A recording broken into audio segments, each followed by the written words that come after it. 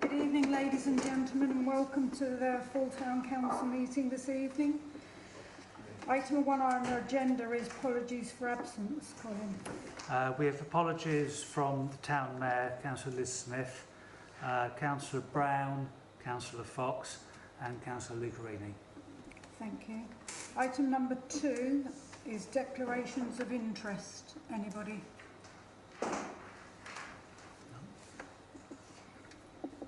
With the Council's permission, I'd like to bring item number 10 forward, the grant applications.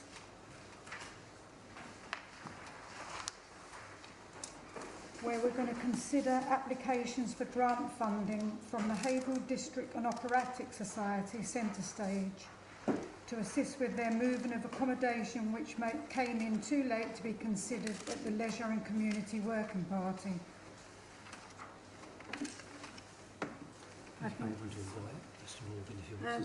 Mr. Morgan, would you like to come and speak? Sure. Do I stand?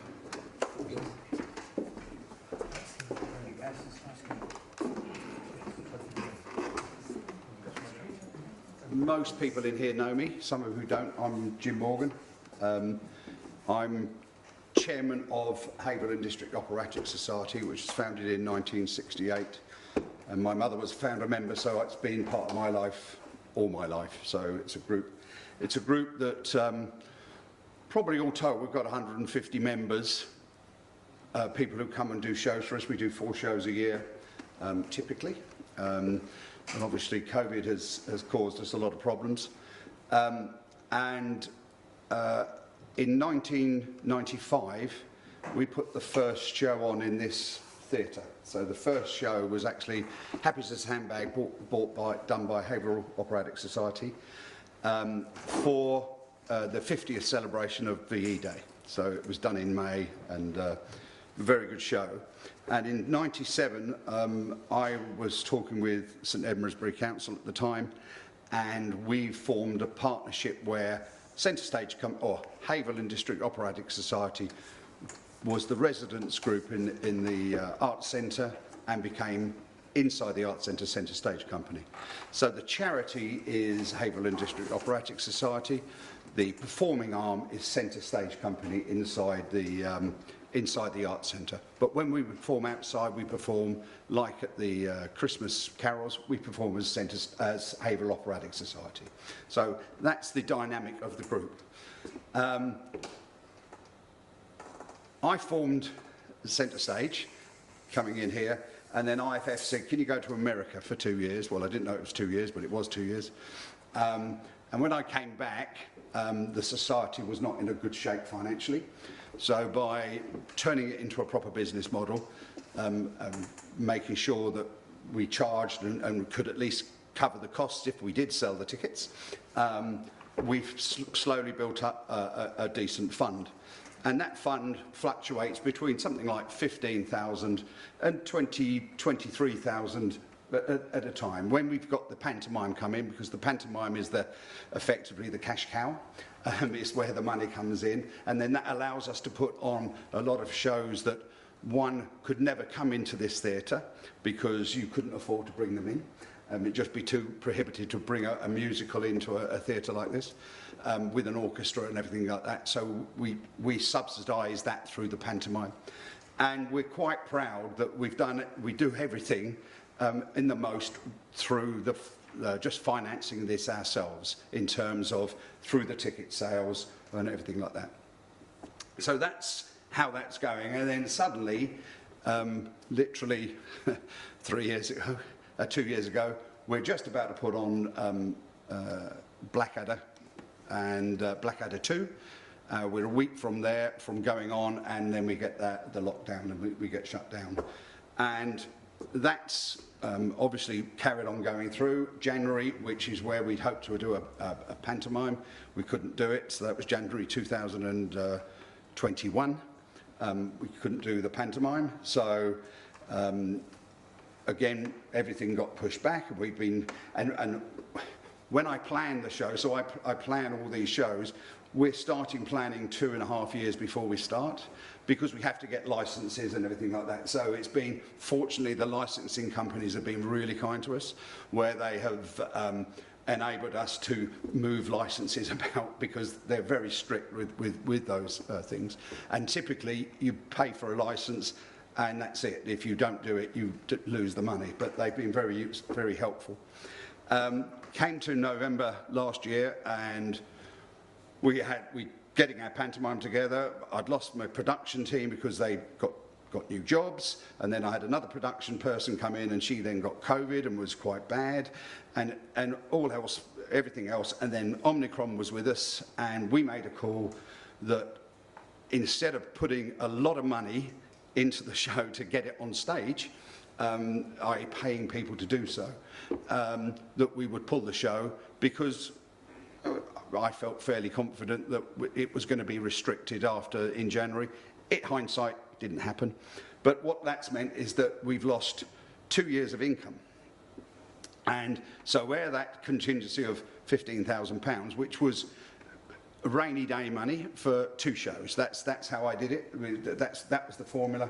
Keep the funds around there, rainy day money. What's happened is since 2020, the 15.5 or nearly 16,000 is now under £5,000, and that's because of we've obviously insurances and rental and everything like that. We kept having to pay for that sort of side of things. So that's reduced our funds greatly, and then we've had 2, and there's a second fly in the ointment. The first fly in the ointment is that because of the move with Wisdom wanting their unit back, and we're in the corner of their unit and they need that back, they've given us notice to move. And that was kind of the straw that broke the camel's back, to put it bluntly. And the other thing is that we have found that we have moths in our costumes. And to put that right, it could be many thousands. So I've got to literally just talk with the committee now as to what we do with our costumes, because it may be that it's cheaper to scrap them, because to try and put them right, it's good money after bad, So that's the second thing that's literally hit me today. So what we've got to do is we're very fortunate that I've spoken with Damien and Chris at Gertines. We've got a building there that we can use and that we're renting, and that's fine.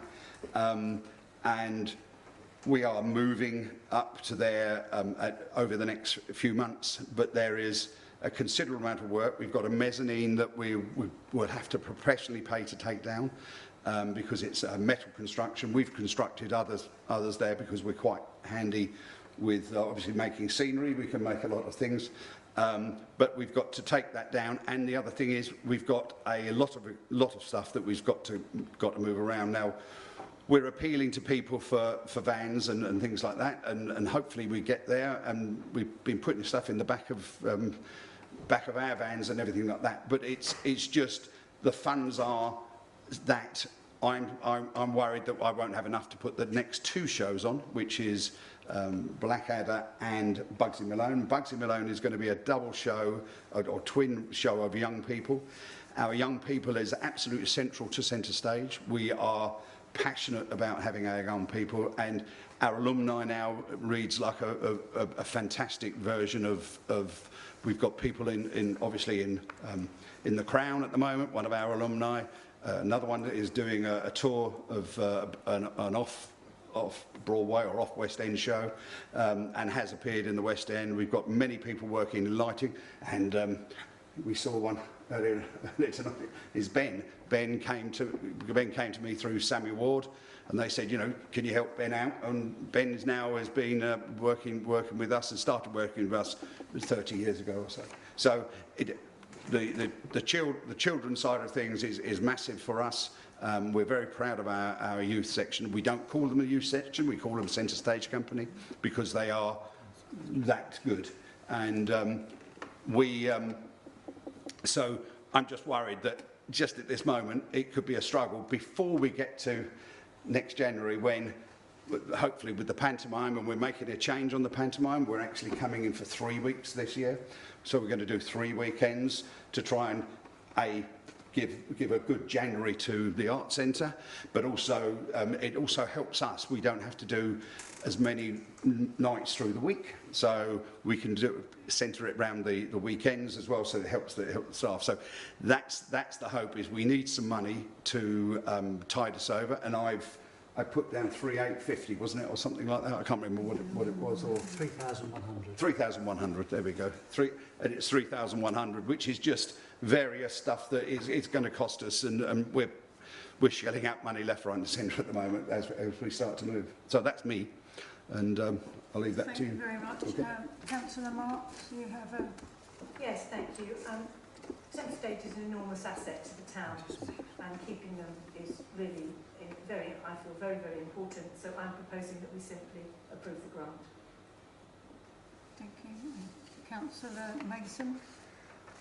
Absolutely fascinating listening to you today, so thank you for coming on and giving us a bit of a history. Firstly, we're very fortunate to have somebody like yourself dedicate so much of your time to the young people in the town. COVID has been a horrendous time, and am I correct in saying this is an existential issue for Centre Stage? It's ongoing, because the trouble that I'm fighting at the moment is you've got people who are like doing 3 days a week every week, and sometimes we did 4 days a week to get a show on, leading up, and they've been sitting at home with their feet up watching the telly, and suddenly getting them back into that. So we're whipping it up, and once you get the enthusiasm, they'll come back again. Just speaking as a parent of somebody who has gone to Centre Stage for quality, and the alumni that you're talking about, I certainly would support the grant being approved by the council. Thank you. And Councillor Smith. Thanks, Speaker. Pleasure.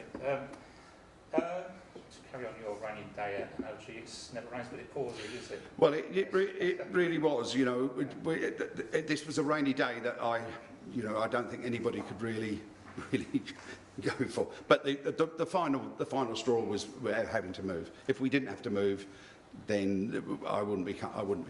Yeah. So I think you said in your application that the cost of this going to Gerties is 5 times what you're paying now. Is that correct? Yeah. It is, yeah. Yeah. So the question I have to ask is there a cheaper option for you? No, there's nothing. The rate you got previously was obviously a very good rate. It was an exceptionally good rate, and I've done a really good rate because I know I was a governor with Damien, and I've known Charlie all my life really. So they've done me a really good deal. I mean, I've got a non-commercial rate. So, but it's 5 times what I was paying at Wisdom. And at the time at Wisdom, it was, when he came up with this list of the numbers, and I said, well, how much are you getting now? And he said, nothing. And I said, well, you can continue to get nothing because I'm not giving you that. And he said, how much do you want to pay? And I said, 850. And he said, done. And that was it. So, and that's sort of years of negotiating deals for. So the space you'll have at Gerties, is that a permanent move, or will you be It is a permanent move, but now this is something I want to just bring up. And is that I don't know if you realise that Haverhill Silver Band are in the Premiership of brass bands. Okay, they're football brass banding Premiership. Last Sunday they won the Southern District final, and they go to the Royal Albert Hall. Something that I never thought I'd see in my life, and so I'm very proud of them and very happy. They're facing eviction because they're at Parkway, and they don't know where to go. I struggle to get the team in. I can't. I rehearse 52 weeks of the year, literally. If it wasn't for John, where we on a Sunday go into his sports his facility to rehearse, I would be in trouble, and thank you very much, John, for your help there. But we struggle for space to rehearse, and we struggle for space to stall, and we struggle. And these two groups, we're a national winner. We've won national competitions at centre stage, and you've now got the Haverhill band, and they are facing the eviction. And you then, and this is not, things like the chalkstone going to a church that had its own land anyway for £1. If somebody had come and talked to me about that, I would have ripped your arm off, because that would have solved all of our problems, all our rehearsal problems for the band. They could have had their permanent room, and now we've lost Bevan House has now moved over. So somewhere, somehow we've got to together get something that's consistent, because we bring so much to the town. Centre Stage has done so much for some people. I mean, there was one lad joined me, his name was Darryl, and he wasn't monosyllabic. He wasn't monosyllabic. He didn't say a word. Just nothing. He was 14, he was adopted, and found out that his mum was at school with my sister, which was one of those funny things. Within 3 years, I had him sitting in that corner calling the shows for the art centre. He's now doing a degree, and he's doing art as his study.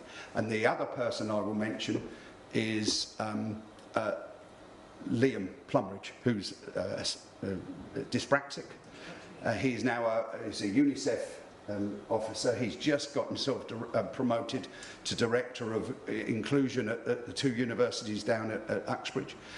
When he joined us, it was, but by that inclusion and bringing those people along and just getting them something to do and seeing it, that's the thing that really gets me excited. Is people like Darryl and people like Liam who we've pulled along and they've gone off and flourished. So last question, I think, is to Colin. Is there a scope here for offering a bit more than they're asking for? Well, for grant applications for 3,100, they're free to put in another application, particularly around the business with the close, not least as you've got another grant budget available from Friday. Okay, thanks. So I'd like to second the proposal. Yeah, can I just ask how much the mothball close, how much would it be? Any idea? So I have 10,000 costumes. It's on 2 mezzanine levels, about 15 racks. There's a number of ways to do it. One is dry cleaning does it. Dry cleaning. But you imagine 10,000 costumes at £10 a costume. Do the maths. The other one is, there was something else, but the other one is fumigation. And that one makes sure it really goes. You have to take them off site, have a separate van to take them to the place, and then a different van to bring them back, because the potential is that you could redo them. And it's around about £1,000 to £1,500 per 20-foot container. They put them into a 20-foot container, and we probably are reckoning it's 5 to 10 containers worth, depending how well they can pack them. So that was today, and I was like, and it does come. You have to make a call. Is the better option? You just get rid of them, and or because I honestly, Chris, I don't know where that one's going. That's the final straw, I think, today. That's a terrible shot, And I fully appreciate what you're doing, especially the 2 stories that you just told us. If anyone, if a person like you can sort of help them sort of people as well, it's a real, and you're not only helping them people as well, but you're helping their families, because their families have been struggling for years and years and years. And thank you very much for what you're doing. Thank you. I did get the Freedom of Haverhill some years ago, specifically for the work with the young people, and I thank you for that. and I'm very proud of that as well. So, Colin, can I ask Colin a question, Mayor? Yes. Chair? Just, will he have to come back for these clothes if he wants to apply for it? There's a will he different have to come grant back for application, so... another meeting? Well, yes, but one of the students don't actually need the clothes immediately. Don't need the clothes, but my big, I've got till the middle of June. So this is my ticking time bomb. It's the middle of June when I've got to be out. There's no way I can take any of those clothes into Gertines, because if I've got clothes moths, taking them into a clothes factory or workplace, that's not going to go. That's not going to work. So I can't take them in there. So I have got till the middle of June to deal with this and figure it out. And one of the points the guy said is we could take them over in dribs and drabs, you know, and do a thing and then bring it back, and then we can then put them into Gertines. So that's the way it may have to work, and talk to it. So the grant application in April could be considered. I was just thinking, obviously we've got limited funds for a town council, but you know we've got after April, a lot of us councillors have got locality funding. Mm. So obviously you could come to us for. We've got a limited amount, I must admit, but. As I say, but if it's something that, you know, it's sort of something that I've said to the committee, you know, if push comes to shove, I can bail you out for a bit, you know, while we get back into funds. Because the last thing I want to see, being my mum being, and when I say a founder member, she was at the first meeting, and she was secretary for the first 13 and a half years of the society's life. So it is in my blood, and in 2 years' time, I have done 50 years with the society. Councillor Mason. Yeah, just picking up on something Councillor Hanlon has just said. I mean, I wouldn't like to presume what the councillor is going to decide right at this very moment, but I would think that a meeting with the West Suffolk locality officer looking at grant opportunities, there's lots of national grants that might be able to support with things like the costumes. And I think I would definitely encourage you to meet with our locality officer at West Suffolk to explore what the possibilities are. But that could be at a later time, but definitely worth doing. And as I say, Joe, it's something that I'm quite proud that we've never had to do it. We've run it as a business. You know, we've run this as a business to make sure that everything we do is funded. And if it's not, then we have to try a bit harder the next time. But it's all about getting the bums on the seats and selling the show and believing in yourself and selling yourself as the person on stage. So I don't know about how to get these grants. So any help there will be very gratefully received. It's okay to ask for help. Thank you. And Councillor Burns. Yeah, thanks. And Jim, thanks for your kind words. That's what, you know, hopefully just helping out a little bit occasionally. It's no big deal for me. But if we've got nowhere to go, John. No, I understand. No, that's fine. No, I understand that. I think the other thing is that one thing I've noticed with Centre Stage, I've only been involved probably about 6 or 7 years, and not involved in that sense. I occasionally film your pantomimes for you. And I actually, oh no, you didn't. Sorry? Say, oh no, sorry. No, it was interesting the other day because I was re-rendering them, and I looked at some of the youngsters on there, and I thought between those 5 or 6 years, how well they've come on, you know, expressing themselves and everything. You know, and you've got the other people like Charlie and all these people who've been through, you know, becoming a film staff, that's what we call them.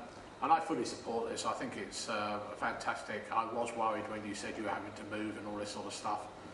And I think, you know, we should be wholehearted. This is the sort of thing. You're right about the Silver Band, the same thing, and obviously the community centre, which I fought against 6 or 7 years ago, to no avail.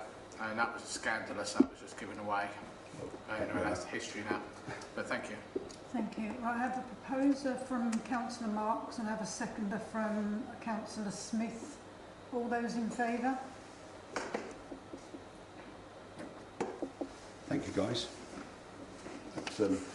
Thank you very much. Thanks for listening to me, and go spread the good news. And then I'll come back when I know a bit more about the costumes. Okay. Thank you very much. Item number 3 on our agenda is minutes of the meeting held on Tuesday the 25th of January.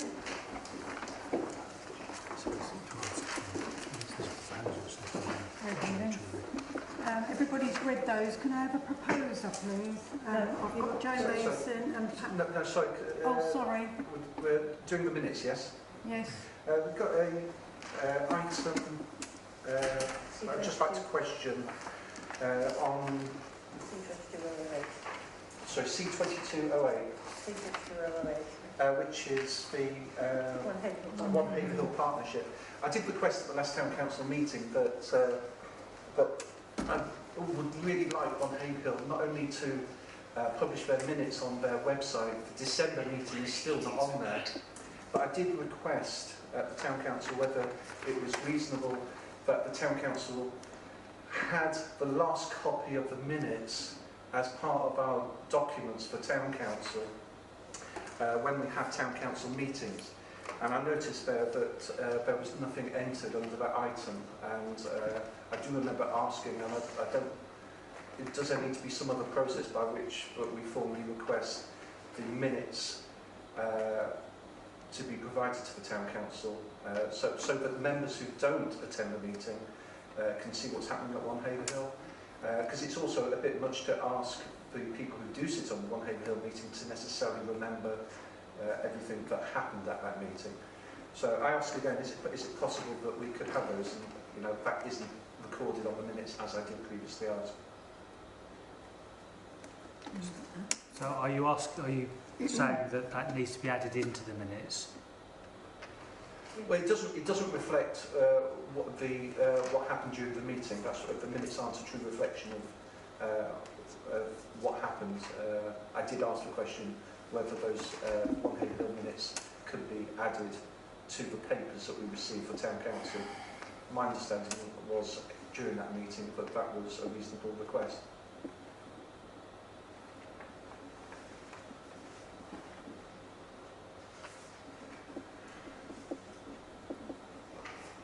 Okay, I'll get that corrected. You still want me to sign it? No, I'll get another print off. Okay then. Lovely. Whether there's any other corrections. Any other corrections, Ms. Councillor Hanlon? No, I'm just putting my hand up for Oh, this Councillor proposer. Proposer. And a seconder? Councillor Hanlon. Subject to those. Thank you.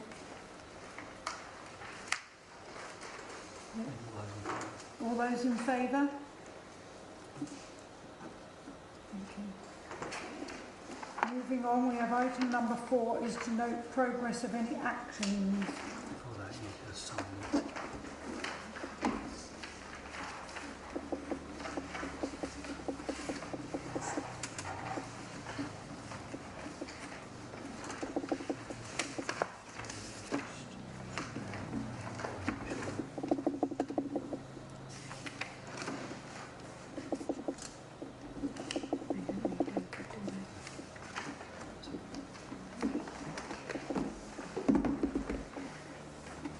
Is there any actions? Actions.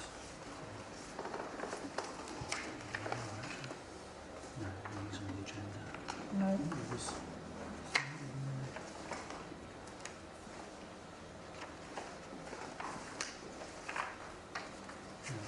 No. Probably wasn't a voting meeting. Okay then. Moving on, item number 5, reports from councillors. So Please. I had a thing about C22006 on the previous Sorry. item. Just the last paragraph, page 225, on the consultations, is I have passed on my thoughts on the CGR, but it looks like when we see the consultation that a lot of the things that were wanted, particularly the division of the West Ward by a county division, looks like it might be ignored. I don't know. Obviously, everyone can make comments on it, but also when you look at the ratios of the representation, they are still quite badly out of sync with one another in terms of number of electorate per councillor in this area. And I did want a full re-establishment of whether or not we should do what we should have done 3-4 years ago, whenever it was, or 2 years ago, whenever it was. which the Boundary Commission totally mucked up on, but they don't appear to be wanting to do that either. So to me, it's a slight waste of time, this CGR review, personally. There's lots of other areas around West Suffolk they're dealing with as well. It's not just us and a couple of other places. Just to put that on record. Thank you. Thank you. Thank you. A police report? You sent that out already? I sent out what was available to us. Okay. Anything from county councillors? Hi Chair, I did distribute today. Apologies if it was a little bit late for people to consume, but there is a report in email. Thank you. Any questions, please do come back. Anything from district councillors? Chair? All I can say is I did reply to one report, the report from Councillor Mason on the special needs one. I hope he received it, as well as all the other councillors, because I put them in as well. Thank you. Thank you. Members of the public, would you like to come forward?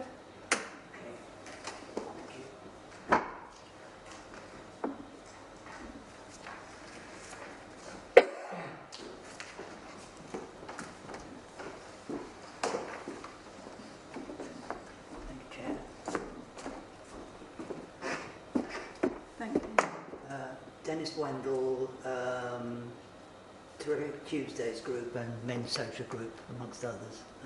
Just a progress report. There's been a lot of inquiries in the last 2 or 3 months. Some of that I think has come through my lady who does the Facebook page. I stay out of that, but she does that. There has been some take-up for both groups, but it's always difficult to get people to make that step. And of course, since COVID, people are a bit more cautious, but we have had some new members, which is good. The dementia group, it's all change on Friday because Sue Ryder lost the contract for provision in Suffolk, and that's going over to the Alzheimer's Society. I've heard very little. I've got to try and make contact fairly quickly now because they take over on Friday. If I'd gone in too early, I probably wouldn't have got an answer anyway because nobody knows what's going on. The thing that concerns me is I think the Alzheimer's Society, all I've got so far is an 0333 number, which doesn't fill me with enthusiasm at the moment, that they're supposed to be doing the feet on the ground bit will be Suffolk family carers.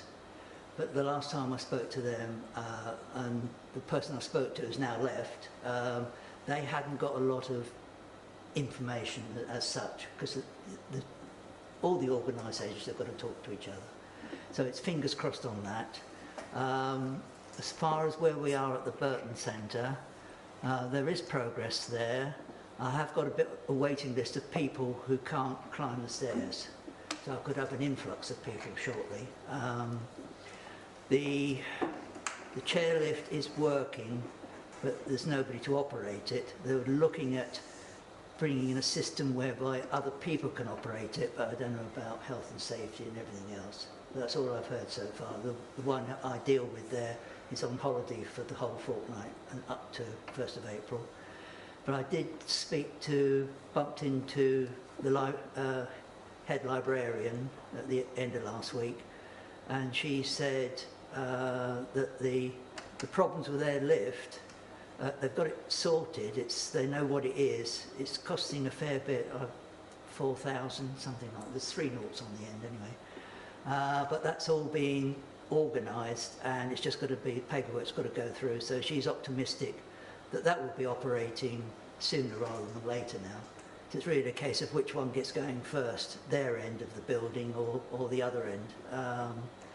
So that's promising, but it is, again, it's the staffing and the policing of the lift and the chairlift. Because for the lift in the library, there is a code to get in because it's on library premises. So not everybody can just go in and do that. So it's fingers crossed that that will work out soon, which will be good news, I hope.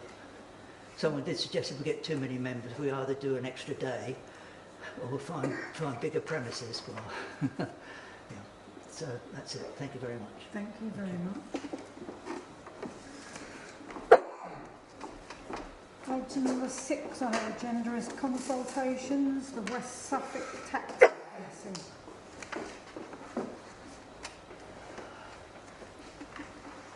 Councillor Hinch.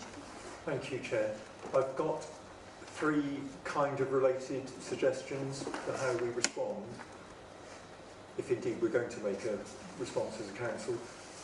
One would be to oppose the removal of the WAB requirement, because I think I read somewhere that we've only got about 25% of WABs in the stock at the moment, and then removing it seems incredibly likely to lower that, and I can't see why we would want that to happen, despite the various issues around the suitability of WABs for everyone that have been discussed. And also because merging zones would enable our existing WAB provision to balance out across the district. I think it says somewhere, I can't remember whether that's in the letter or in one of the consultation documents, but I don't think that would ensure that it actually occurred. Certainly the letter that we received as a parish or town council admitted that there was a risk of drivers leaving their usual custom base to travel to another town being low, even in the hope of picking up more trade, which isn't terribly likely in the case of a WAB, I wouldn't have thought. And then the policy review PDF that was available on the website said the unmet demand survey indicates that there may be unintended consequence of reducing supply in some town due to lucrative areas being favoured. So I don't really feel that West Suffolk Council has established that licensees would even be likely to act in any way that would improve the balance, although that is kind of suggested that that would all sort of sort itself out, but there doesn't seem to be any coherent rationale behind that belief. So that's one proposal, that we say, no, we don't agree with the removal of the WAB requirement. A related one is, I would suggest that we supported option 5, which is to accept the amalgamation of zones. I think that also includes including the extension of the life from 10 to 15 years as well, although it doesn't actually say that.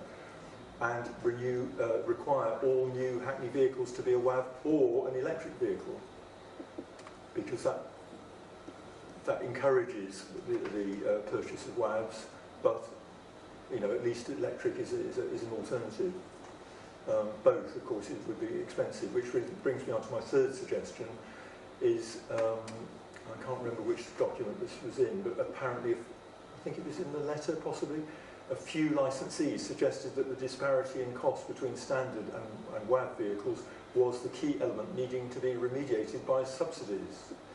And I would certainly suggest that we supported that idea. Where the money would come from, of course, no one has costed that or suggested what a suitable amount of subsidy would be. But I'm thinking if this is a public good, that licensees should be contributing towards, but I don't see why the public through or businesses through West Suffolk Council funds shouldn't take a bit of the strain out of that with some kind of a subsidy, or look to somewhere else that they could apply for grant funding from. So those are my 3 kind of related suggestions. Thank you. Councillor Marks. Yes, I agree with the 15 years. I think that's very important, and that was something we tried to get in when I was on licensing, because it was quite ludicrous that they were doing it on aged vehicles, and I evidenced one of my own vehicles. And I also agree with the amalgamation of the zone. I don't agree with the wheelchair accessible vehicles, and the reason I don't agree with that is because already licensed taxi drivers are now they're just not working. They've decided it's uneconomical to work, people cannot get taxis, people are now being put at risk, can't go to places. So actually we're counterproductive, because disabled people now can't travel because they can't get a taxi. So a lot of disabled people can travel in a taxi. They don't need a wheelchair accessible vehicle. but they do need to have a taxi because they have a disability or they don't have a car. And if we're pushing them towards this expensive option, all having to be wheelchair accessible, more and more taxi companies will just drop out. We'll just have less and less. They're already now going on schools contracts. A lot of them are not doing any night work. And I have to say, I think I was marginally shocked. I'm not on licensing now, I came off licensing last year, but I was quite shocked that they didn't agree the other night that taxi drivers can actually put some sort of levy at the moment on fuel because of the extraordinary costs they're having to bear, and that just means that at the moment they are not economical. So to add this extra burden on, I absolutely can't agree with that at the moment, but I do agree with the amalgamation. I think that will give them an opportunity to get business, particularly our taxis going over to Newmarket, which is quite a lucrative area at the moment. They haven't been able to do that, and the 15-year I think will help them enormously in extending the life of their vehicle. But with regard to wheelchair accessibles, I don't think we should agree with that. Not at the moment. I think we are in a very difficult position, and we will just push them further away. Thank you. Thank you. Councillor Burns. I'm absolutely scandalised by this consultation. The report, I think it's about 120 pages, something like that, has only just been released. The licensing committee at West Suffolk has not met for 2.25 years. Taxi drivers have not had any representation for that period of time. There are several components to this consultation. You mentioned WAVs. It was told to me the other day that the recommendation for the types of vehicles that they were going to be able to use, all of them are actually banned as WAV vehicles. And the taxi drivers themselves are telling me they don't even know where this information has come from. Who is it in West Suffolk who's coming up with these ideas? But there's also other components to do with transfer of your licence plate to another person. That is hidden in the document. But basically it says you are never going to be able to transfer your licence plate, and it actually has been questioned to the legal officer at West Suffolk whether this is even lawful, and they've asked for the consultation to be pulled until there is a proper document created. So I don't know how we can respond on this. It's something that we've been asked to do. I think we should personally seriously object to it totally and get information from the taxi drivers, who are the experts at the end of the day. Licensing officers are not experts in taxis. People, you know, like Steve across the road, been in there for donkey's years, but they haven't been asked. So that's my personal thing. I propose that we seriously object to anything that they're proposing and actually get a proper discussion around the table with taxi drivers. Thank you. Thank you. Councillor Smith.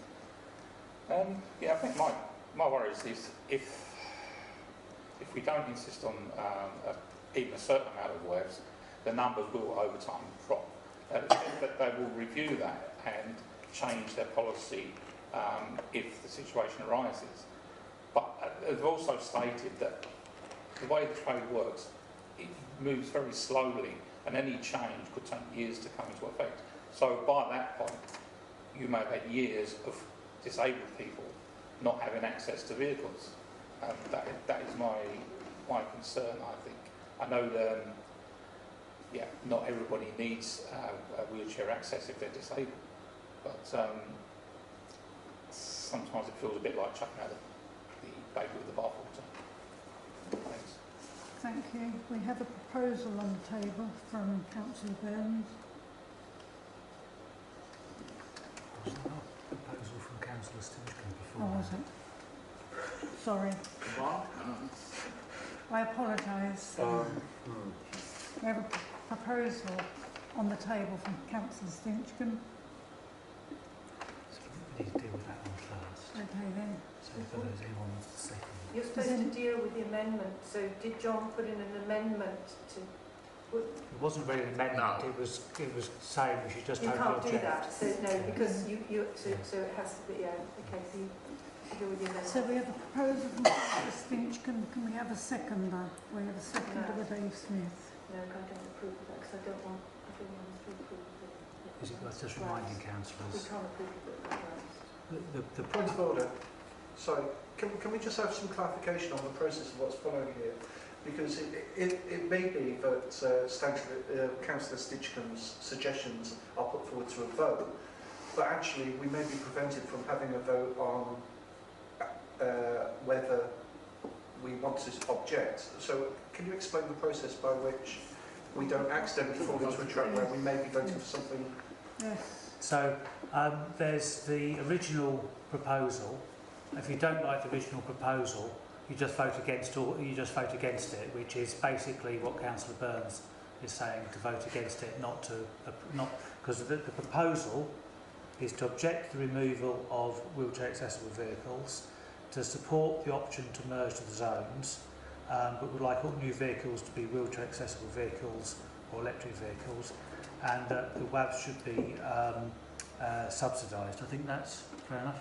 So if you don't agree with any of that, vote against it. If anyone wants to amend it, if anyone wants to split the vote, then now is the time to say it. There's a proposed and seconder at the moment, so it's now whether or not somebody wants to propose an amendment to this one first. Which is effectively what I did, Colin. I said I agreed with Councillor Stitchcombe on the 15 years, and I agreed on the zones, but I could not agree on the WAVs at the moment with the situation with us not having enough vehicles as it is. So do you want to make that an amendment? I was amending. You didn't never said it. That was I think I did say I agreed with what you said, but obviously I didn't say the words amended. But so effectively, I'm happy with two parts of it, but not with the Councillor Burns, did you want to say something? I was only going to say I agree with everything that's been said, particularly over the WAVs. You know, I do talk to ex-councillor or Councillor Crooks from West Suffolk, you know, who's very experienced as well. He reads these documents like they're, you know, the Bible, if you like.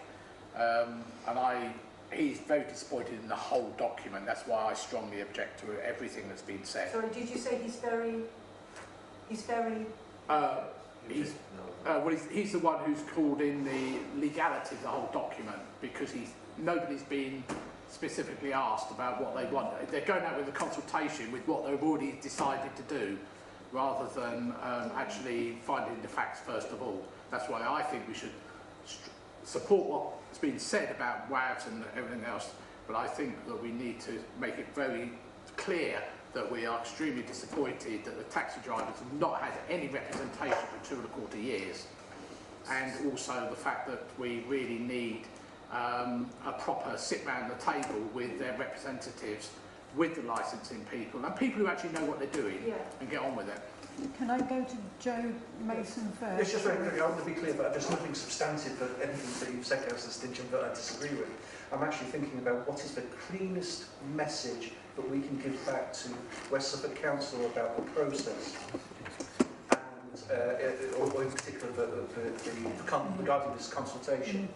And for me, it's about what is the right method. Would, for example, Councillor Burns' suggestion, which would be a straight objection, and a worded letter of concern regarding the process, identifying many of the features that you've spoken about, would that be a cleaner way than necessarily the response that you're suggesting? If the council is minded to be of a particular opinion, then I would support the message that gives the strongest and clearest message to the consultation. But that's all I'm saying. It's not that I'm not willing to support what you're saying. It's what is simplest and clearest. Just to say, when I was on licensing with the enforcement officer, we set up a forum, and it was the only forum they'd ever had, and John will know this, and we had the taxi drivers and taxi owners come to that forum. One of the reasons I came off licensing was because they stopped the forum. But the forum was so important because those people came along and they told us what they wanted. They told us what we were doing wrong. You know, enforcement's fine. You're enforcing our rules, but you're not listening to the problems that they have. So we had this forum, and we did an awful lot of work with them. And two of the things that came up in that was the age of vehicles, because they tried to really make it something ridiculous, like 7 years. And you know, the taxi drivers are like, you're going to break us, you know. So 15 years to me is what they wanted. So let's give them that, because they genuinely wanted that. They asked for that in the forum. And the other thing, they always felt quite resentful, and I use that word because they really did, of the yellow and black taxis in Newmarket, because they did feel that they had opportunities to get business that our taxis didn't, because, for example, Newmarket Racecourse would not allow in unless they were the yellow and black taxis. So actually allowing that combined use, you know, combining the zones, from my perspective, that's what they asked for. So let's give them that. And, you know, having talked to them recently, to Steve and to a licence plate owner, they are absolutely distraught over the concept of every vehicle having to be wheelchair accessible. What they were saying is, I mean, I went and talked to the council about it, and they said when a disabled person in a wheelchair is waiting at a taxi rank, they should have the right to get into any taxi. So the first taxi on the rank, the second taxi, the third taxi should all be wheelchair accessible. We should not effectively disenfranchise them. What the taxi owners are saying is, any taxi on the rank can make a call and get a wheelchair accessible vehicle reasonably quickly. So they were saying those people aren't just going to be left on the side of the road. There is a service provision for them, but, you know, it's a balance.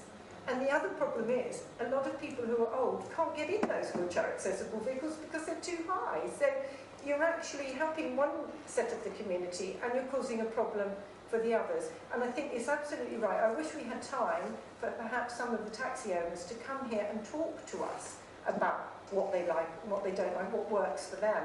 But what I do know at the moment is, with the fuel problem, and actually this was happening before the fuel problem, financially, this is getting a really tight ship for them.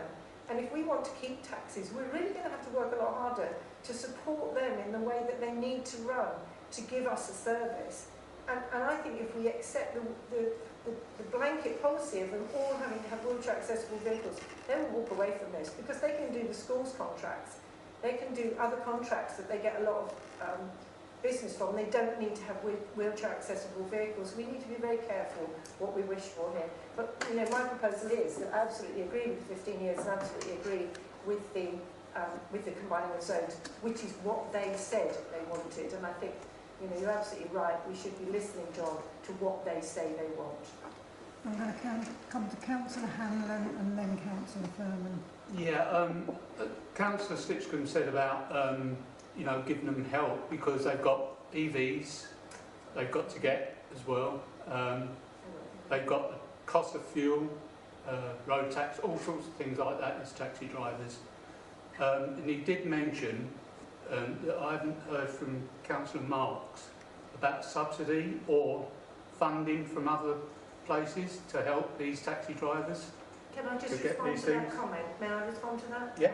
Yeah. Just to say that I've already said I was really disappointed the other night when they came to council and asked if they could even put a levy on, and that was turned down, and that was immensely disappointing. So I wasn't saying that we shouldn't give them a levy. I have no idea where that money might come from, but I just feel if the council isn't minded to let them put their own levy on, they're not likely to give them any money either. So we could be asking for something that's just not possible. I think allowing them to put some sort of levy on at the moment would be really appropriate. But that, and what's his name, Andy Drummond, I was amazed that it just got chucked out of court, really.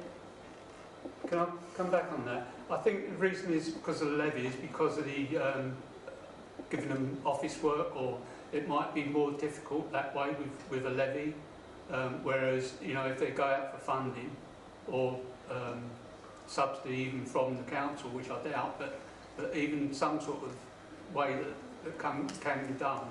I think the levy side, I think it's too much red tape, they call it, on the levy sort of thing.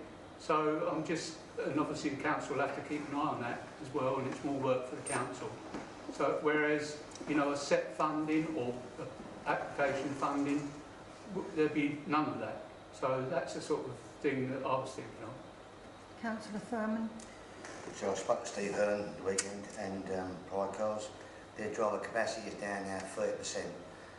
because of the COVID, petrol shortage, etc. And if we don't give them a bit of help or something, we will have a taxi firm in Haverhill. So you can't get a taxi set at night at the moment because of the reduced numbers of drivers. So they've had a real bad time. Thank you very much. They need help. And Councillor Roach. Yeah, just very quickly, just the word levy's being used, and what was mentioned at West Suffolk last week at District Council was not that. The presentation from the taxi drivers was they asked to be able to put their prices up.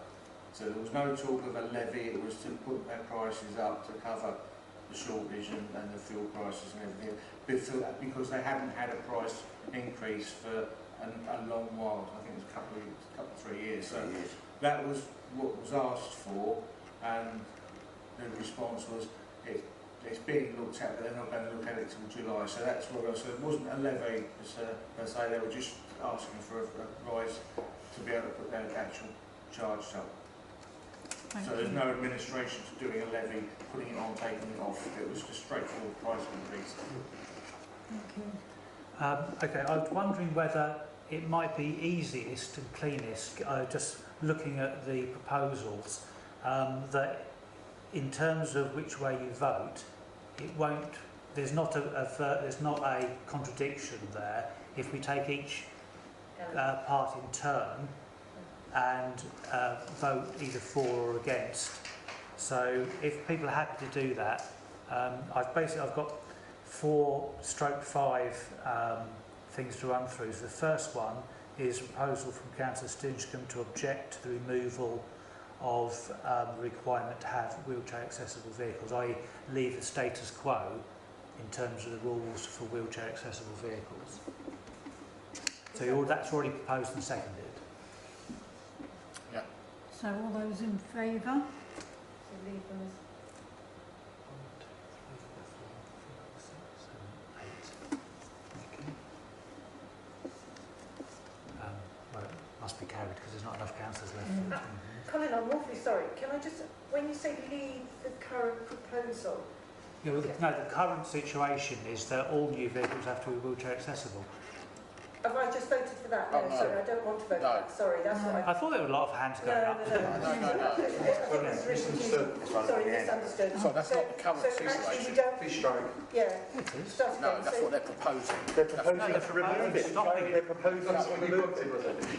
They're proposing stopping the requirement that you have to have a wheelchair. That wheelchair, that came in 2010. Yeah, but they've had about 3 different things since then. So I'm really sorry. Can I be very clear what I'm voting for there? Because I'm very. But to make it easy then, it's in favour that all taxis are wheelchair accessible vehicles. No. Right. All those in favour? Right. It's more like what I was expecting. 1, 2, 3. And against? And against? Against. So the next one is supporting merging Forest Heath and St Edmundby zones. I think the 15 years comes with that. So it's in favour of that? In favour? Yeah. Against? Okay, that's carried. There was a proposal to support wheelchair accessible vehicles being subsidised. The purchase of them.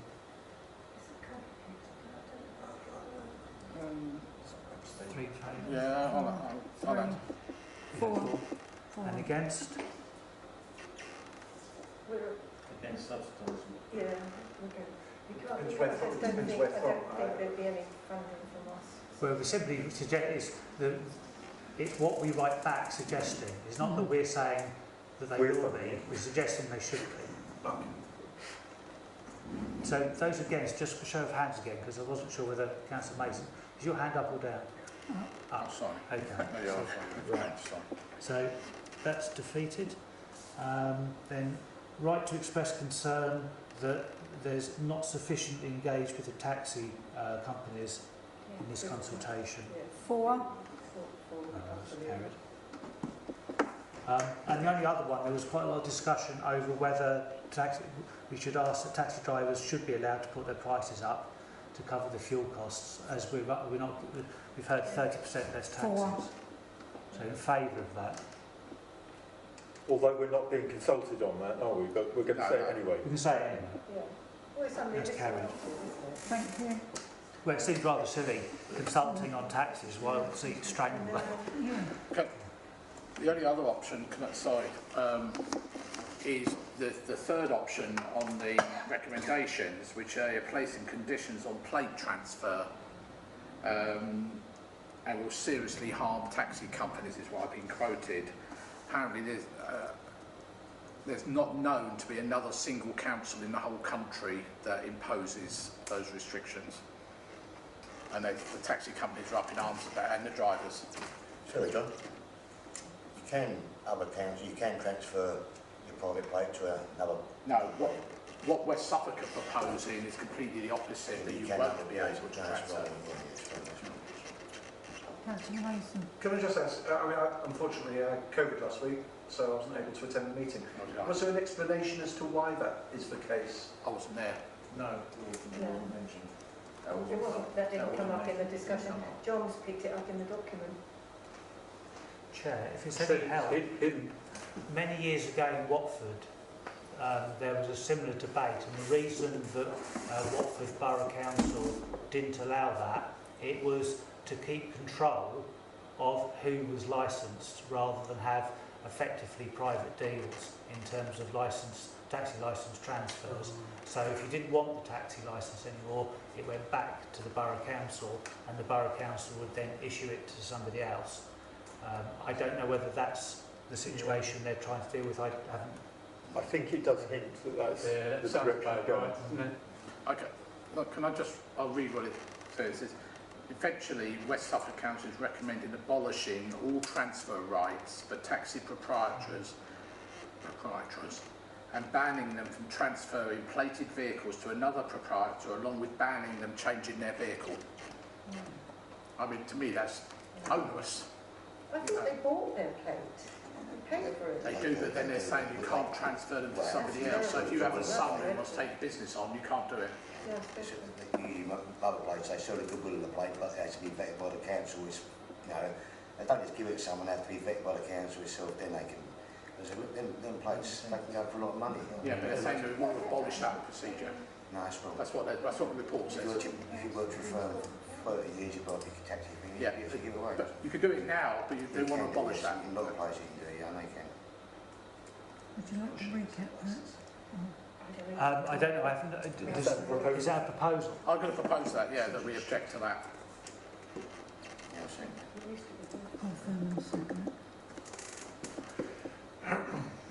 So this is an objection to the removal of the rights, transfer rights. Transfer rights. I think it's probably the easiest way to call it.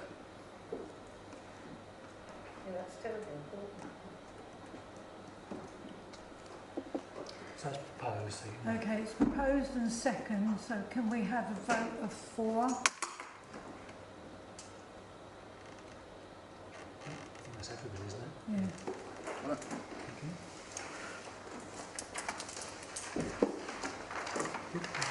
Thank you very much. Moving on, item number 7. The Mayor's report It was circulated. was circulated. Everybody happy with that? Yep, thank you. Thank you. And item B on there is to consider nominations for the Suffolk Torch Relay. We have 2 names put forward, Joan Key and Eileen Towns. Colin has forwarded an email to us all saying that there is 2 legs. So can I propose? Sorry. So no, you go. No, carry on. No, I propose Joan Key because I think we probably all know Joan Key. Being a stalwart for the town, still does everything she can, even though she's getting on a bit in years. And I did talk to her about it, and she seemed quite keen about it. As long as she didn't have to actually pedal, she was quite happy about that. So. Thank No, you. sorry, I didn't want to interrupt what you were Okay then, I have a proposer for Joan Key, so can I have a seconder for that? Councillor Davison. All those in favour? Thank you. And can I have a proposer for Eileen Towns, Margaret Marks, thank you, and a seconder, John Burns. And all those in favour? Thank you. So you just want it to Item number 8, One Haverhill Partnership, to receive a report from the clerk on matters relating to One Haverhill. There hasn't been an awful lot to report. It was clear from the board meeting that the key thing really is to crack on with the business plan, because a lot of what was being talked about was very useful and informative, but it was people feeding in what they knew as opposed to reports from the task groups. So I think it was only the crime task group that actually met. The others hadn't met. So the only other thing I would say, it was actually a very short meeting, quite subdued, I would think I could describe it as. On April the 7th, we have a consultation event, a workshop with the CCG and the Health Trust. Well, yeah, it's basically, it's looking at, they've got obviously the clinical side input on what's needed in Haverhill, and they've got all the stats. What they're interested in is a conversation with the people of Haverhill, and I think Liz Cocker has made contact with a number of councillors who are on the board anyway, to ask them to represent the people of Haverhill on that, and there's some other people from community groups involved as well. And that's basically, I think the idea is to hear the backstory behind the stats and behind what the clinicians are saying. So it's very easy to see statistics and assume something, but actually to hear anecdotes and what people have to say in the real world will hopefully bring that to life. So that's happening next week. Another thing is there are some flyers around, and there's a box downstairs. It's a very simple exercise that Sam Ward School are leading on, and it's simply to ask the people of Haverhill what's best about living in Haverhill. It's a very simple kind of almost fishing expedition just to see what people have to say about it. It's not asking for positives and negatives, it's just to ask what's best about it, because it's one of the things that we want to try and pick up in terms of the business plan and how we present stuff is, you know, so often we hear about people doing Haverhill down, and actually we all know that Haverhill is actually a fantastic place, but we don't make the most of it. So what we're hoping to harvest out of that is basically lots of really positive things to say about Haverhill that potentially then can be used, not in a business planning sense, but in a kind of marketing sense. Thank you for that. Item B. Whether there's any councillors have anything to say. Any councillors would like to comment on that? Moving on. Item B is to note the outcome of the bid, ballot and impact on projects of events jointly planned. So, yeah, as you know, Business Improvement District ballot voted not to have a Business Improvement District.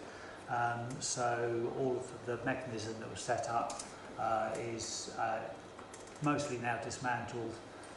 So the town manager now has a new job outside the sector.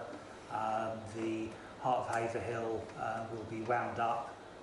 We're just sorting out the banking side of things in terms of how much money they have left, and our expectation is that will be transferred as Heart of Haverhill was kind of a subgroup of One Haverhill, that the money will be transferred into there, which hopefully, if there's enough left, I don't think there'll be much, but it can therefore go perhaps towards some of the business planning stuff that's being talked about. We've let Loyal Free know that obviously the funding no longer exists and there's nobody there to do the work to keep the Loyal Free card going, so that will come to an end at the end of April. when the current contract runs out. And yeah, so it's all, I think, neatly being closed down. And that was just to note. Thank you. Item number 9. Sorry. Can I just ask, the Loyal Free, I thought we got ARG funding for that. Well, we can give it back. It's not a problem. Did we? Okay. Yeah. You can't do the Loyal Free card without somebody, boots on the ground, knocking on doors, cajoling businesses. Julie found it a pretty busy job trying to get people to do that, because the card has to be populated. And actually, it's quite a steep uphill to try and persuade businesses that it's worth doing. And you would need to employ somebody to do that job. And obviously, she was a full-time person, and that would have been a key thing. But without anyone to do it, then there's no point. Luckily, it's public money, and we can avoid spending ARG money on a project that we couldn't possibly make the most of. And then, of course, we'd have to write to them and explain why we spent that money out in the full knowledge that we couldn't deliver. Apart from that, the we is gone. There's no bid anymore to be the we. That was their side of it in the first place. Thank you. Elaine, sorry. Joan Mason? Yeah, I mean, it may not be an appropriate time to ask this question, especially as capacity with the town council and officers is much reduced. There was a time before the heart of Haverhill, and is there an opportunity at some point to have a discussion about the scope of what, as a town council, we could aspire to in terms of holding events or carrying out initiatives that would be supportive of the High Street, or whether that's a function of One Haverhill.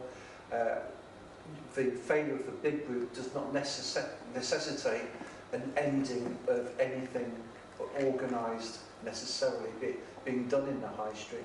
And I just wondered what scope there was for future discussion about what might be possible, albeit now with reduced capacity, officer capacity within the town council. I do understand things are difficult, but that won't necessarily always be the case.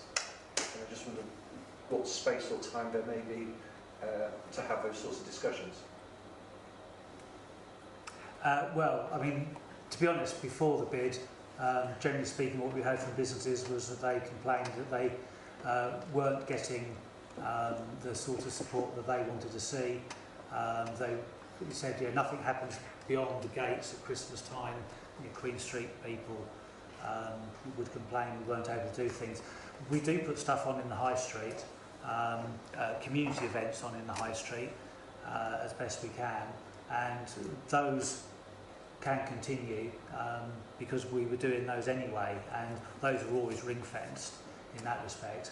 But obviously the £200,000 a year that was additional, which had been factored in to some of our plans, so some of those things all fall away because obviously we factored stuff in that is not going to happen anymore. But yeah, I mean, clearly the business of the town council is to support all parts of the community. But what we can't do is simply pretend that we could do for free what was going to cost £200,000 a year for the bid. So, we won't be able to just backfill what the bid had planned. And that's fair enough. And businesses have made that decision, and it was theirs to make. And they decided they didn't want that kind of support. Moving on then, item number 9, we have the adoption of committee reports. A, Planning Working Party. Recommendations contained on the 24th of January, the 15th of February, the 1st and the 21st of March. Propose. Proposal, Pat Hanlon, second by Dave Smith. All those in favour?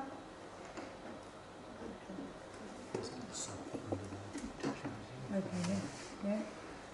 There is a subtitle under that, to consider the vacancy on the planning working party.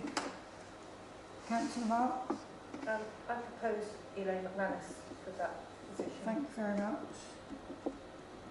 Joe Mason? Just seconded. Joe Mason's going to second that.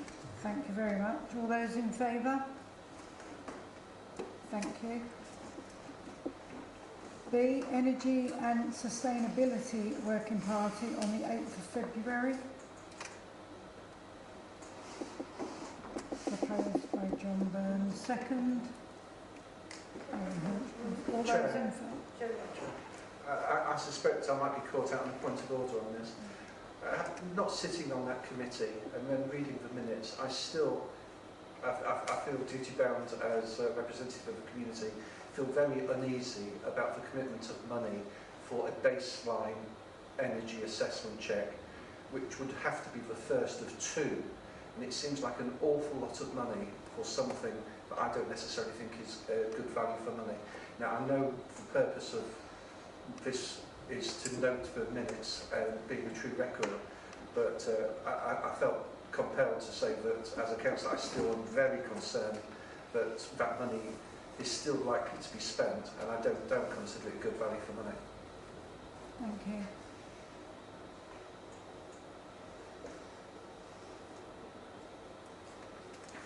Sorry, can I ask what particular bit of that I'm just getting up on screen as you were talking?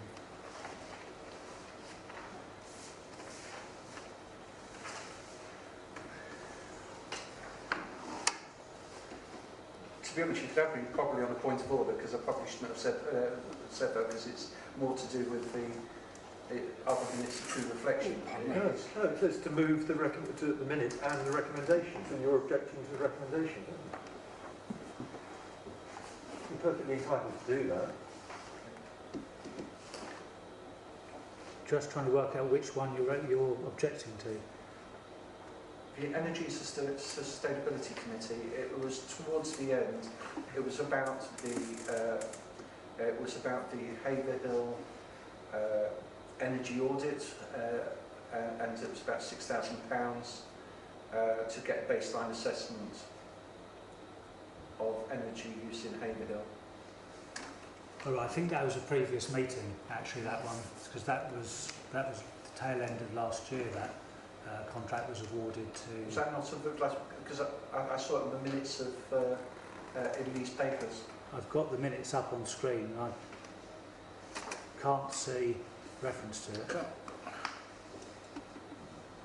Sorry, I was just going to say, I think the bottom of, or top of page 32 maybe, it says the full council has agreed a budget to identify the current baseline carbon footprint, but that's already been agreed by full council. Yeah. It's been and gone. And I think the clerk is quite right. It was towards the end of last year that it went through the sustainability committee, working party rather. And I know I'm probably blowing in the wind because of that, but on reflection, I think that was a mistake that the council passed that on the grounds of it not being good value for money. Councillor Marks? Yes, I think since we voted for that, there's been a sea change in the cost of electricity and gas, and people will be naturally reducing their usage. So I agree with Councillor Mason that certainly at this time we probably shouldn't be considering that, because I think there'll be a natural pullback on the amount of energy used in people's homes. They simply won't be able to afford to use it. You know, it's 3 times what they're used to paying, and that's going to be a really hard hit for people. So I would say that money could be better used as well. I would agree with that. Perhaps we could reconsider that in the light of current circumstances. So that in the standing orders we can't go back on a decision of the council, because you can understand for officers and for contractors to have one meeting say yes, the next one say no, the next one say yes again, the next one say no. The council's made a decision, it voted on it, it agreed it, it's been carried out. It's been carried out? Yes. Oh, is it?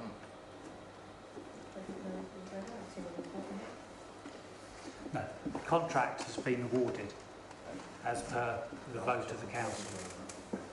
Councillor Roach? It's not particularly pertinent to these minutes, but Colin, remind me when we review this working party for its shelf life, because County Council, the energy staff and finish groups have done their work and finished. West Suffolk did their own and they finished.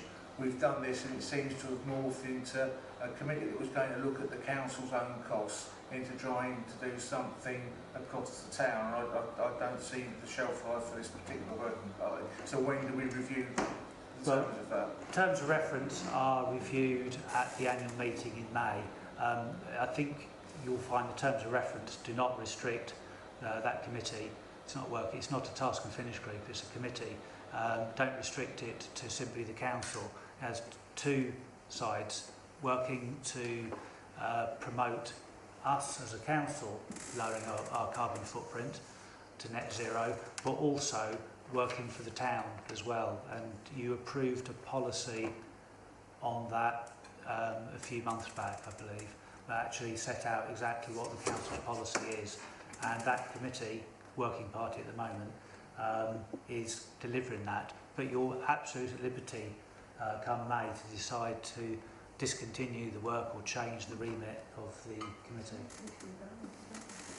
Thank you. Chair, just a point on that. Isn't the government saying that we've got to, by law, lower our carbon footprint by 2040? Is this sort of to do with that? I'm not on the committee, but is that part of what the committee is looking at as well?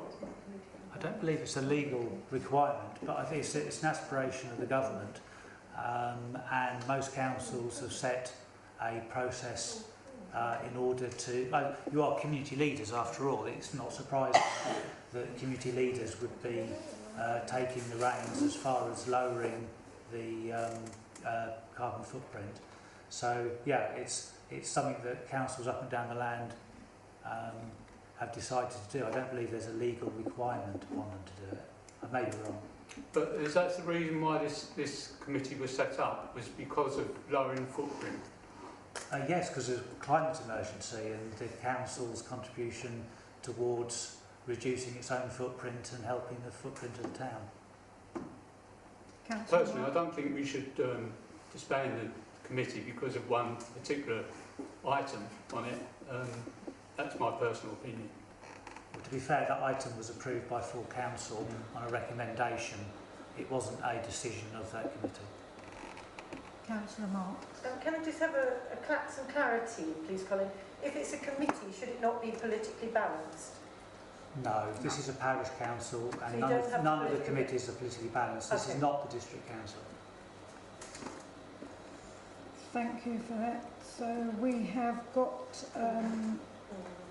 to adopt the minutes of the meeting. We've got a proposer, John Burns, Alan Hinchcombe is seconded. All those in favour?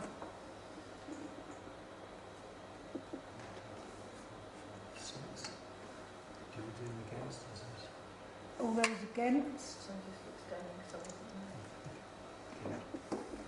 Thank you. And we're abstaining, Elaine, so because we weren't there, so... Any abstentions?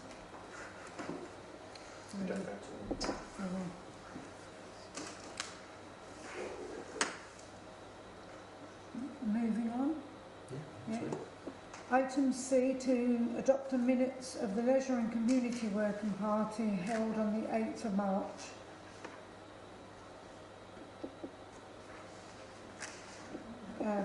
John Burns will propose it. Dave Smith. All those in favour?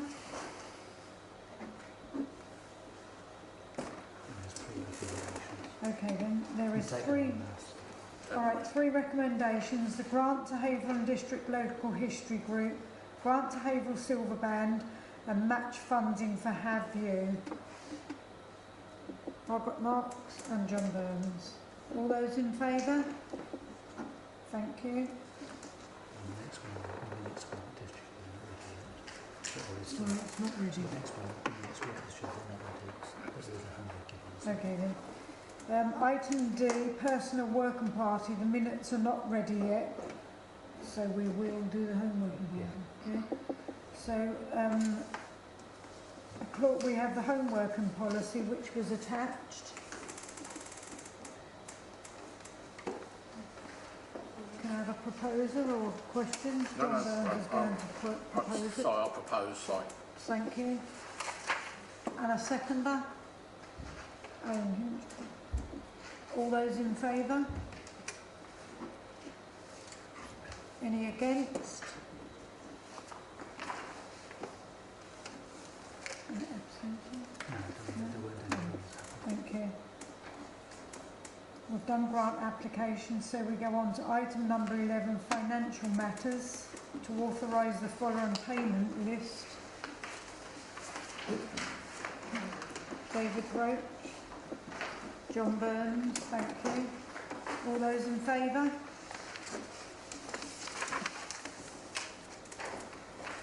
Item number 12 on your agenda is room and hall hire charges.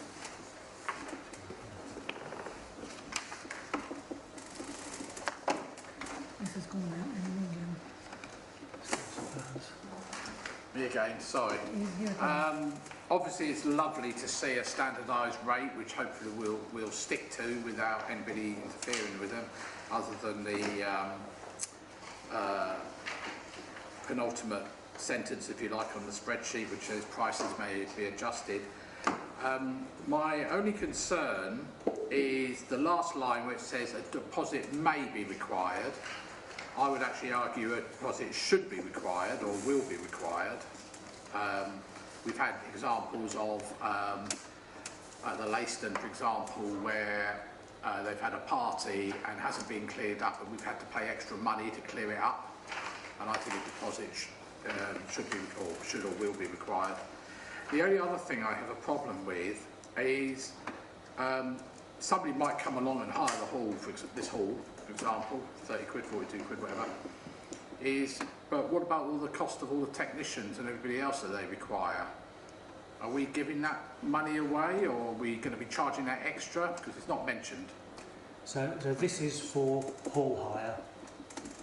So basically you hire the hall. If you then say, well, we need tech, we need this, we need that, then those will be all additional charges. Will we be identifying what those charges are? Because I think if a hire needs to hire someone, they want to know how much they're going to have to be ended up paying. If they want to hire, I don't know, the projector, for example. I think that's the next stage that Gary's be working on. Okay, that's fine. That's fine. I just want to clarify that. Thank you. Thank you. Councillor Smith? Yeah, Councillor Burns just preempted really what I was going to ask. The other thing is as you're saying, there were no standardised charges before, but it would be nice to know roughly how these rates compare with what we had before. Is there a huge increase in some places? Or? Well, I think it depends whether or not you were having to pay them or not. Probably is the easiest answer to that. But these are some of the prices that have been kind of endeavouring to get. But I don't. One of the difficulties was it wasn't all written down beforehand. So what we tried to do is capture what has been a bit of a standard, looking at what has been charged in the past for some groups. I've been a bit thick here. So where does a private hire come into with the categories? So is that community groups, or is that public sector? Or?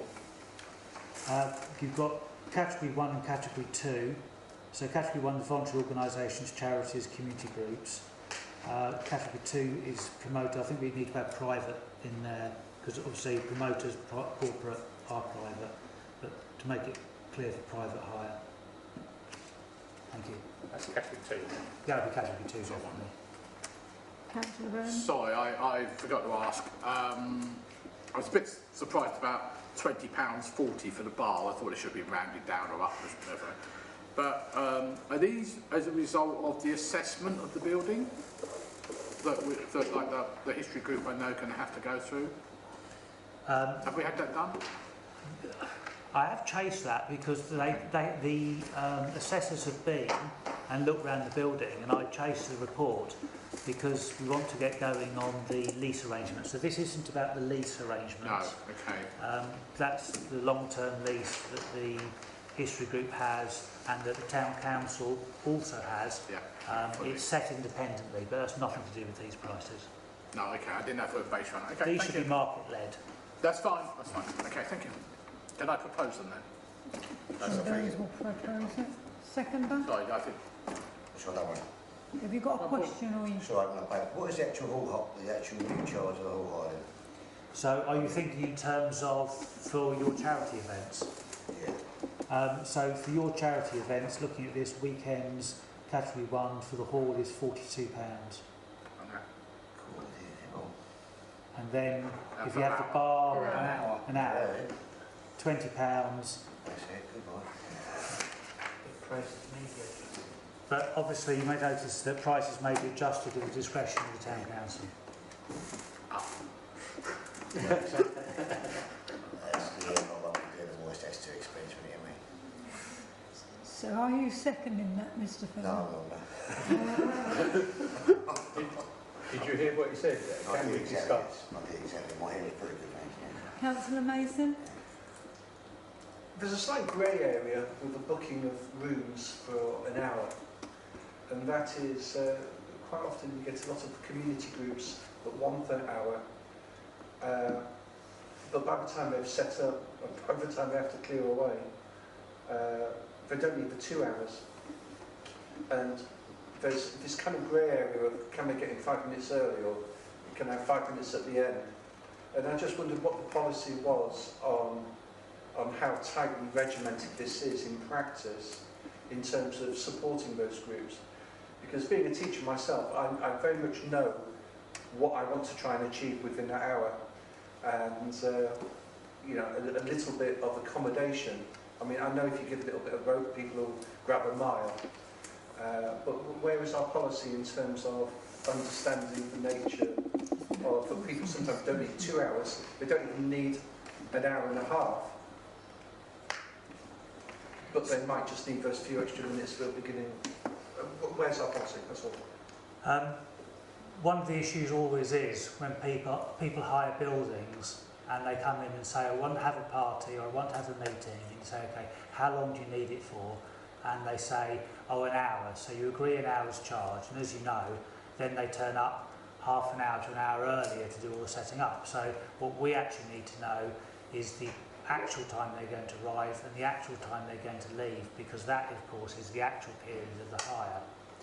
So in terms of community groups, one of the difficulties that we have is that there's a certain amount of hidden grant making going on, where some groups, for no apparent reason, have to pay, and other groups don't have to pay.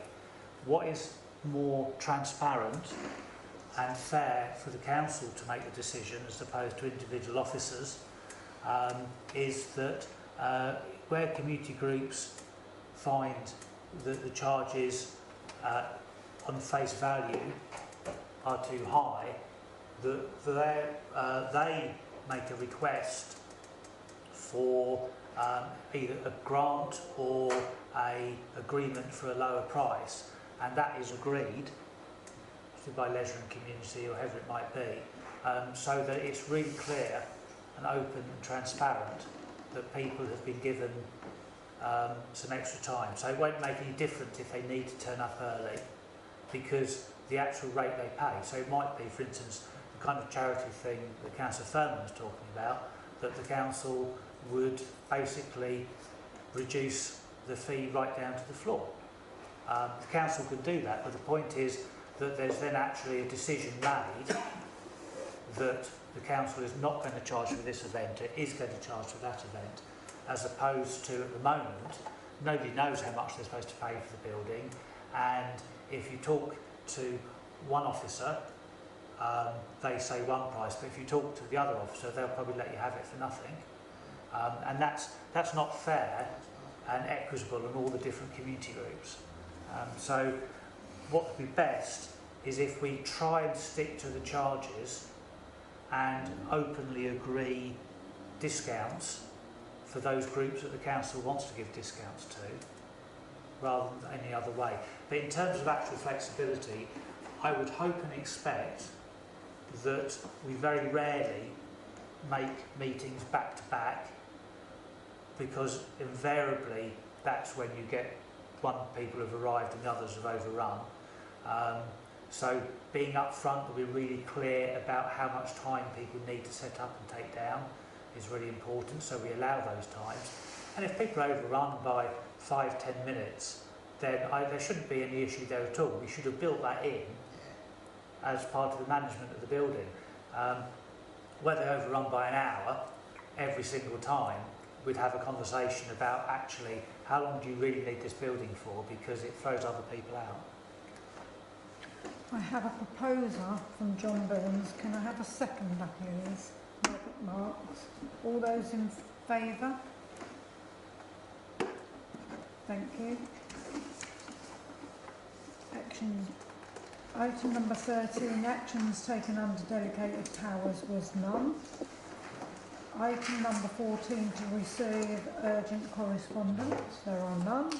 Item number 15, date of next meeting is the 25th of April 2022. And item number 19, close of this meeting. So 2038. 2038 is the time. 2038. Thank you very much, everybody.